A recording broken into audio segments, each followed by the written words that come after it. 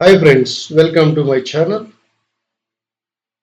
JK competitions. ఈరోజు క్లాస్లో భాగంగా మనం సైకాలజీ సబ్జెక్ట్ నుండి 12వ వీడియో మనం చూస్తున్నాం.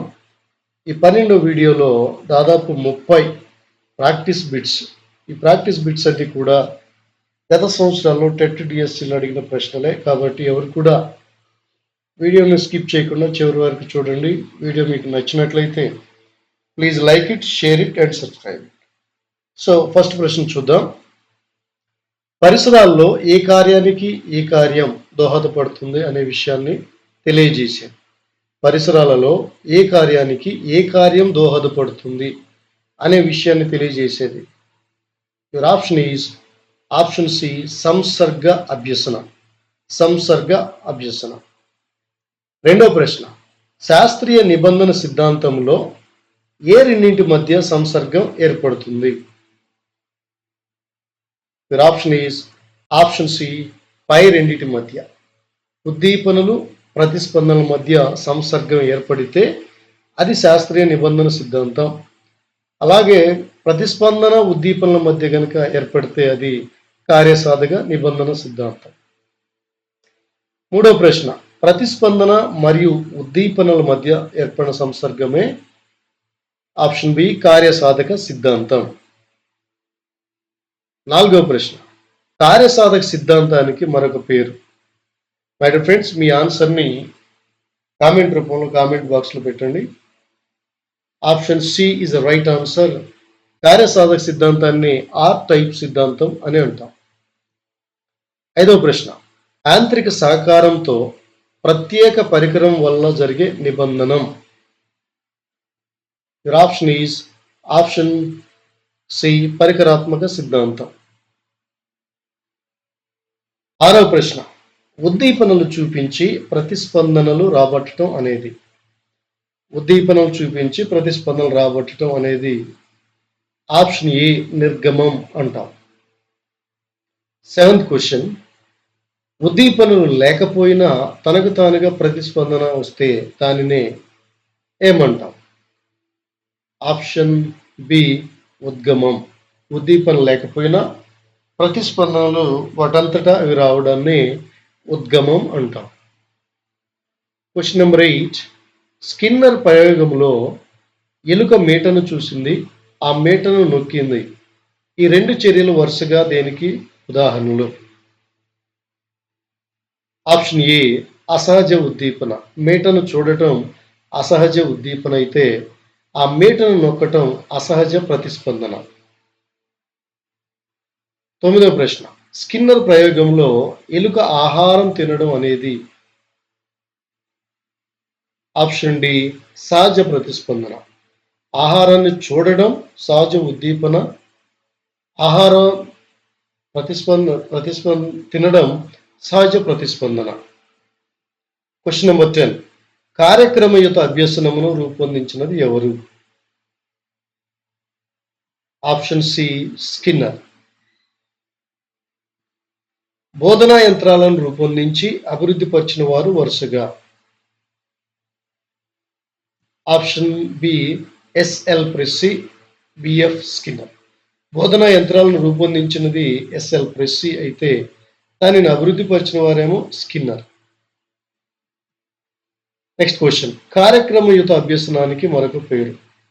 కార్యక్రమయుత అభ్యసనానికి మరొక పేరు ఆప్షన్ బి, బోధన యంత్రం.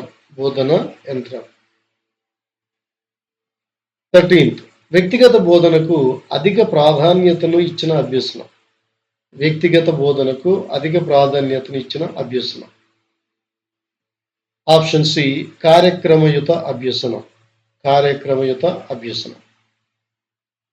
నెక్స్ట్ క్వశ్చన్, స్వీయ బోధన, స్వీయ అభ్యసనం, స్వీయ వేగం, స్వీయ మూల్యాంకనం మరియు స్వీయ పునర్బలనం అనే పదాలు దేనికి సంబంధించినవి? ఆప్షన్ సి, కార్యక్రమయుత అభ్యసనం. 15th క్వశ్చన్, ఈ క్రింది వానిలో భిన్నమైనది. Option D, on memory. On memory. My dear friends, first A B C books అన్ని కూడా ఇవన్నీ బుక్స్ నేమ్స్ ఈ బుక్స్ అన్ని రాసిన వారు బిఎఫ్ స్కిన్నర్ అయితే ఆన్ మెమరీ రాసింది మాత్రం ఎబ్బింగ్హాస్. 16th question. జీవిలో ప్రవర్తన బహిర్గతమవుతూ క్రియాత్మకంగా ఉంటూ అభ్యాసకునికి స్వయం ప్రేరణను అందించే సిద్ధాంతం. ఆప్షన్ ఈజ్ ఆప్షన్ బి కార్యసాధక సిద్ధాంతం. కార్యసాధక సిద్ధాంతం. 17. హుదూద్ తుఫాను బాధితులకు సహాయాన్ని అందించిన సెరీనా అనే బాలికను తమ గ్రామ ప్రజలు అభినందించడం చూసిన జెస్సీ అనే బాలిక అప్పటి నుండి అలా నష్టపోయిన వారికి తాను కూడా సహాయం చేయటం అలవాటుగా చేసుకుంది. అయితే జెస్సీలో కలిగిన మార్పు ఏ రకమైన అభ్యసనం? ఆప్షన్ డి పైవన్నీ, అంటే పరికరాత్మక అభ్యసనం, కార్యసాధక అభ్యసనం, ఆ టైపు నిబంధన, ఇవన్నీ కూడా ఒకటే. అది బిఎఫ్ స్కిన్నర్ ప్రతిపాదించినది. 18th question. క్రింది వాటిలో కార్యసాధక నిబంధనానికి సంబంధించి సరైన అంశాలను గుర్తించండి. ఆప్షన్ 3 సిడి మాత్రమే సరైనవి. అంటే కార్యసాధక సిద్ధాంతంలో జీవి ఎప్పుడు క్రియాత్మకంగా ఉంటుంది, అంతేకాదు ఇది థారంటైక్ ఫలిత నియమాన్ని కూడా అనుసరిస్తుంది. 19th question. ప్రశాంత్ అనే ఉపాధ్యాయుడు మొక్కలు వర్గీకరణ అనే పాఠ్యాంశాన్ని విద్యార్థులకు అర్థమయ్యే రీతిలో బోధించడానికి పాఠ్యాంశాన్ని చిన్న చిన్న చట్రాలుగా విభజించి వారే ఆ కృత్యాలను చేసే విధంగా సరైన అవకాశాన్ని కల్పిస్తే ఇది ఏ రకమైన అభ్యసన నియమంగా చెప్పవచ్చు? ఫ్రెండ్స్, ఇది డైరెక్ట్గా కార్యసాధక నిబంధనము. ఇది అప్లికేషన్ ఓరియంటెడ్ క్వశ్చన్ బాగా అర్థం చేసుకోవాలి. Question number 20. క్రింది వాటిలో అభ్యసన ఫలితానికి చెందిన ప్రవచనం ఏది? ఆప్షన్ సి ఏ మరియు డి సరైనవి. విద్యార్థి పాఠశాలలో చదరంగం ఆడటం అనేది అభ్యసన ఫలితమే. అలాగే విద్యార్థికి తన ఉపాధ్యాయుడు కనిపించగానే నమస్కరించడం కూడా అది ప్రాక్టీస్ చేస్తేనే వస్తుంది. కాలికి ముళ్ళు గుచ్చుకుంటే స్పందించటం, పాలదంతాలు రావటం అనేది అవి న్యాచురల్గా జరిగే విషయాలు. Question number 21. మనం తినే ఆహార పదార్థాలు అనే భావనను రాము అనే ఉపాధ్యాయుడు ఉపన్యాస పద్ధతిలో వివరించారు. ఈ పద్ధతిలో బోధించడం వల్ల మంచి ఫలితాలు రాకపోవటంతో కృత్యాధార పద్ధతిని ఉపయోగించారు. అప్పటి నుంచి పిల్లల్లో ఆశించిన ఫలితాలు రావడంతో అన్ని పాఠ్యాంశాలను ఈ పద్ధతిలో బోధించారు. ఇది ఏ అభ్యసన పద్ధతికి దగ్గరగా ఉంది అంటే ఆప్షన్ 4 ప్రతిస్పందన ఆధారిత సిద్ధాంతము. Question number 22. క్రింది వారిలో సరికాని జతని గుర్తించండి. ఫ్రెండ్స్, ఇక్కడ సైకాలజిస్ట్ నేమ్ ఇచ్చారు, వారు ప్రతిపాదించిన సిద్ధాంతం ఇచ్చారు. ఆప్షన్ 1 ఈజ్ రాంగ్ ఆన్సర్, ఎందుకంటే థారంటైక్ ఫలిత నియమాన్ని ప్రతిపాదించారు. పరికరాత్మక అభ్యసనాన్ని ప్రతిస్పందన ఆధారిత అభ్యసనం ఇవి బిఎఫ్ స్కిన్నర్. 23వ ప్రశ్న. క్రింది వాటిలో ప్రవర్తనవాద ఉపగమ సిద్ధాంతం. ఆప్షన్ డి కార్యసాధక నిబంధనం. Question number 24. అజయ్ అనే ఉపాధ్యాయుడు ఒక పాఠ్యాంశాన్ని కృత్యాధార పద్ధతిలో బోధిస్తున్నప్పుడు పాఠశాలకు తనిఖీకి వచ్చిన తన పై అధికారి ఆయనను ప్రశంసించారు. అప్పటి నుండి ఆ ఉపాధ్యాయుడు ప్రతి పాఠ్యాంశాన్ని కృత్యాధార పద్ధతిలోనే బోధిస్తున్నాడు. ఈ ఉపాధ్యాయంలో జరిగిన అభ్యసనం ఏమి?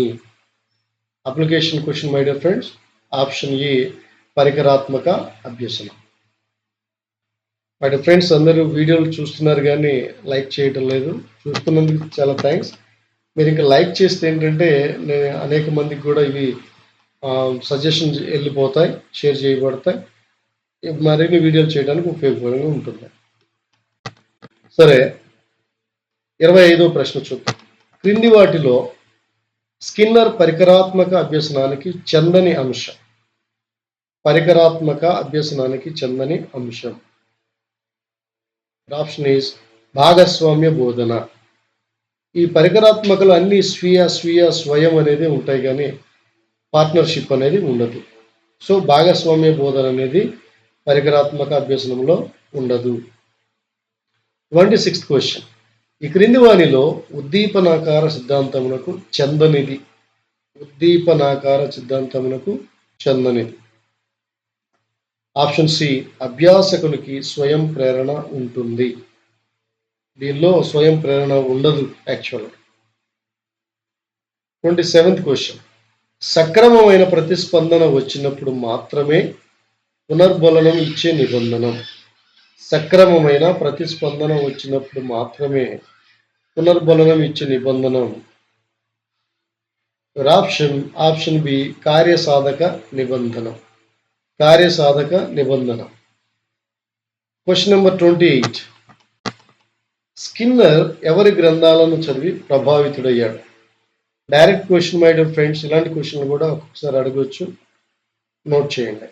స్కిన్నర్ ఎవరి గ్రంథాలను చదివి ప్రభావితుడయ్యాడు? ఆప్షన్ సి, పై ఇద్దరు. పై ఇద్దరు ఎవరు? పావ్లోవ్ మరియు వాట్సన్. 29th question. చట్రాలు అనేవి క్రింది వానిలో భాగం కావు. చట్రాలు అనేవి క్రింది వానిలో భాగం కావు. ఆప్షన్ శాస్త్రీయ నిబంధన. శాస్త్రీయ నిబంధనలో భాగం కావు. అవి కార్యక్రమయుతంలో ఉంటాయి, బోధన యంత్రాల్లో ఉంటాయి. Last question. ఆహారం చూపించి కుక్క నోటి నుండి లాలాజలం స్రవింపచేయటం. ఆహారం చూపించి లాలాజలం స్రవింపజేయటము నిర్గమ ప్రతిస్పందనం అంటాం. ఇవి మై డియర్ ఫ్రెండ్స్ ఈరోజు మన క్లాస్లో 30 క్వశ్చన్స్. ఈ క్వశ్చన్స్ అన్ని మీకు యూజ్ అవుతాయని ఆశిస్తున్నాను. All the best for your upcoming exams. Thanks for watching.